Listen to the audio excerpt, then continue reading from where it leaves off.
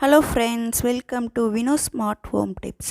வீட்டுக்கு தேவையான யூஸ்ஃபுல்லான டிப்ஸ் எல்லாம் தெரிஞ்சுக்கிறதுக்கு நம்ம சேனலில் லைக் பண்ணுங்கள், ஷேர் பண்ணுங்கள், சப்ஸ்கிரைப் பண்ணி வச்சுக்கோங்க. இன்றைக்கி நம்ம குலோப் ஜாமுன் பேக்கெட் வச்சு எப்படி விரிசல் இல்லாத குண்டு குண்டு குலோப் ஜாமுன் எப்படி செய்கிறது அப்படின்னு தான் பார்க்க போகிறோம். இதுக்கு 7 டிப்ஸ் சொல்லியிருக்கேன். நீங்கள் ஸ்கிப் பண்ணாமல் பாருங்கள். நம்ம ஃபஸ்ட்டு பாத்திரம் கொஞ்சம் அகலமான பாத்திரமாக எடுத்துக்கணும். ரொம்ப சின்னதாக எடுத்தோன்னா நம்ம ரொம்ப ப்ரெஷர் கொடுத்து மாவு பிணைய வேண்டியது இருக்கும். அப்படி பிணையும் போது அது நல்லா இருக்காது. அப்புறம் இந்த அளவு ரொம்ப முக்கியம். இதில் 1 கப்புக்கு 1/4 கப்பு தண்ணின்னு கொடுத்துருப்பாங்க. ஆனால் அதைபடியே நமக்கு கம்மியான தண்ணி தான் நமக்கு தேவைப்படும். இதுக்கு பின்னாடி இருக்கிறத நல்லா வாசித்து பார்த்துக்கலாம். இப்போ அளக்கிற அந்த பாத்திரமும் ரொம்ப முக்கியம். இதில் ஒரு குட்டியான ஒரு டம்ளராக எடுத்துக்கோங்க. ஏன்னா அதில் ரொம்ப கம்மியாக தான் மாவு இருக்கும். இந்த குட்டி டம்ளருக்கு ரொம்ப அழுத்தம் கொடுக்காமையும் ரொம்ப லூஸாகவும் போடாமல் கரெக்டான அளவில் நம்ம மாவு போடும்போது தான் நமக்கு கரெக்டான அளவு கிடைக்கும். இப்போ பார்த்திங்கன்னா 2.5 டம்ளர் நமக்கு இருக்குது இதில் மாவு. ஆனால் இதுக்கு நமக்கு அதில் கொடுத்தது படி கணக்கு பண்ணி பார்த்தோன்னா நம்ம 3/4 டம்ளர் மேலேயே நம்ம தண்ணி ஊற்றணும். ஆனால் இதுக்கு நமக்கு 1/2 டம்ளர் தண்ணியே இதுக்கு போதுமானதாக இருக்கும். நீங்கள் 3/4 டம்ளருக்கு மேலே தண்ணி ஊற்றுனீங்கன்னா ரொம்ப பிசு பிசுன்னு ஆயிரும்.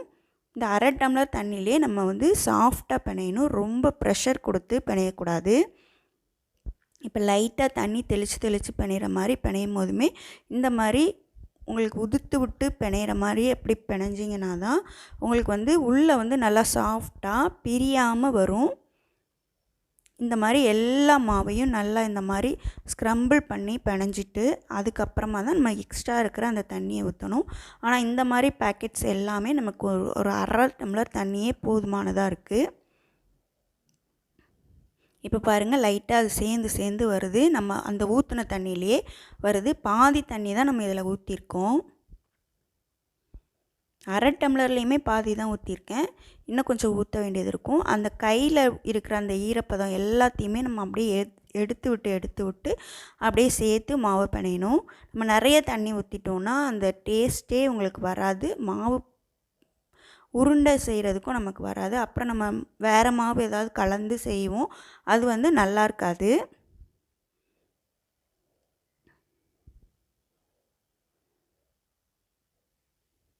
இப்போ பாருங்கள், அந்த பாதி தண்ணியிலே நமக்கு நல்லா கொஞ்சம் மிக்ஸ் ஆகிடுச்சு. அதுக்கப்புறம் இருக்கிற தேவையான தண்ணியும் நான் ஊற்றிருக்கேன். இப்போ பாருங்கள், நல்லா சேர்ந்து வந்துருச்சு. இந்த குலோப் ஜாமுன் செய்கிறதுலே மாவு பிணையிறது ரொம்ப முக்கியமானதாக இருக்கும்.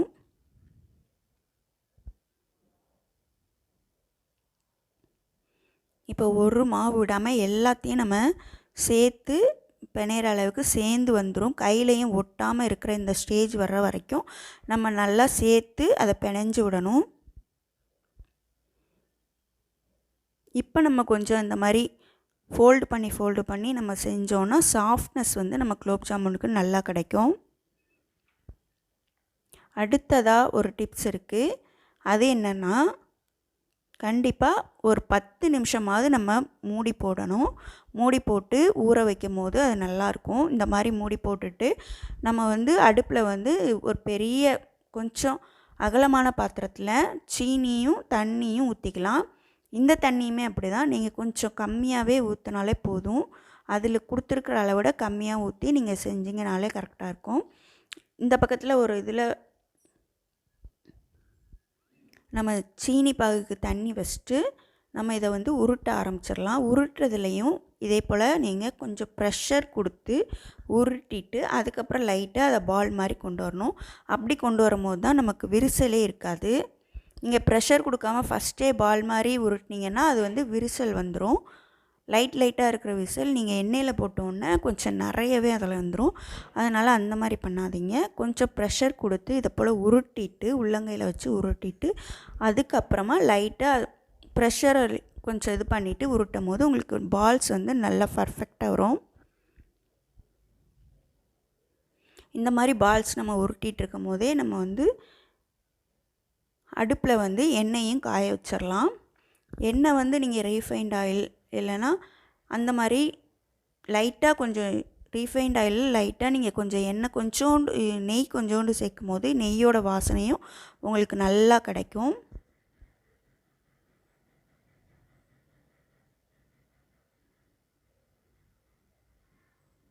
இந்த மாதிரி எல்லா பால்ஸையுமே உருட்டிக்கலாம். கொஞ்சம் நம்ம லைட்டாக ஊற வச்சதுனால அது நல்லா உங்களுக்கு உருண்டு வரும், சூப்பராக இருக்கும்.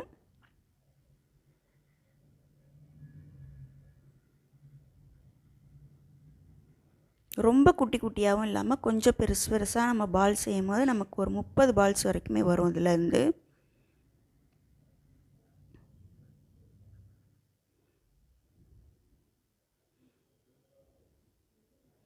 இந்த மாதிரி எல்லா பால்ஸையும் செஞ்சுட்டு நம்ம எண்ணெயை அடுப்பில் வச்சு போட்டுக்கலாம். எண்ணெயை அடுப்பில் வச்சு நம்ம குலோப்ஜாமுன் செய்யும் போது நல்லா எண்ணெய் வந்து காஞ்சி இருக்கணும், நல்லா சூடாக இருக்கணும். ஆனால் அதுக்கப்புறம் நம்ம சிம் பண்ணி வச்சுக்கணும்.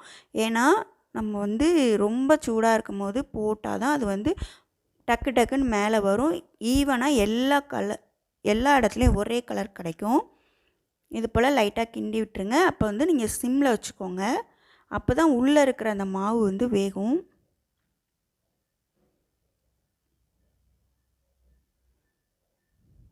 இந்த மாதிரி கொஞ்சம் பெரிய கரண்டியாக வச்சுட்டு நீங்கள் எடுக்கும் போது நல்லாயிருக்கும். அதே போல் நீங்கள் நிறைய உருண்டையை கொஞ்சோண்டு எண்ணெயிலையும் போடக்கூடாது. எண்ணெயோட அளவை நீங்கள் கம்மி பண்ணியிருந்தீங்கன்னா ஒரு 4 உருண்டை 5 உருண்டை அப்படி போட்டு போட்டு எடுத்திங்கன்னா நல்லாயிருக்கும். இந்த மாதிரி அதை வந்து லைட்டாக கிண்டி விட்டுட்டே இருக்கணும். அப்போ தான் உங்களுக்கு எல்லா இடத்துலையும் ஈவனான கலர் வரும். இப்போ நமக்கு சீனி பாகு கொதிச்சிட்ருக்கு. ஆனால் நம்ம இப்போ உடனே போடக்கூடாது. எடுத்த உடனே போடாமல் இந்த மாதிரி ஒரு தட்டில் வச்சுட்டு அதுக்கப்புறமா அந்த சீனி பாகு தண்ணியையும் லைட்டாக ஆஃப் பண்ணி விட்ட உடனே நம்ம போட்டோன்னா இதை போல் டக்கு டக்குன்னு உங்களுக்கு ஊறிடும். நீங்கள் கொதிச்சிட்ருக்கும் போது அந்த எண்ணெய் சட்டியிலேருந்து உடனே எடுத்து போட்டிங்கன்னா அது வந்து ரொம்ப ஒரு மாதிரி ரொம்ப ஊறி ஒரு மாதிரி நல்லா இருக்காது. இது வந்து நீங்கள் ஆஃப் பண்ணிவிட்டு தட்டில் எடுத்து வச்சுட்டு போடும்போது அந்த பால்ஸ் வந்து ரொம்ப சூப்பராக வரும். இப்போ பாருங்கள், இது ஊறுறதுக்கு வந்து நமக்கு ஒரு 10 நிமிஷம் நம்ம இந்த மெத்தடில் நல்லா செஞ்சோன்னா ஒரு 10 நிமிஷத்துலேயே நல்லா ஊறி இதை போல் பால்ஸ் கிடச்சிரும் உங்களுக்கு. இது வந்து சூப்பராக இருக்கும். இந்த டிப்ஸ் எல்லாத்தையும் ஃபாலோ பண்ணி பார்த்துட்டு நீங்களும் செஞ்சு பாருங்கள். எப்படி இருந்துச்சு அப்படின்னு கீழே கமெண்ட் பண்ணுங்கள். இப்போ பாருங்கள், நான் உங்களுக்கு எடுத்து காட்டுறேன். நல்லா சாஃப்டாக உள்ளே போகும், உடையவும் செய்யாது, விரிசலும் இருக்காது. நம்ம சேனல் உங்களுக்கு பிடிச்சதுன்னா லைக் பண்ணுங்கள், ஷேர் பண்ணுங்கள். தேங்க்யூ ஃபார் வாட்சிங். தேங்க்யூ.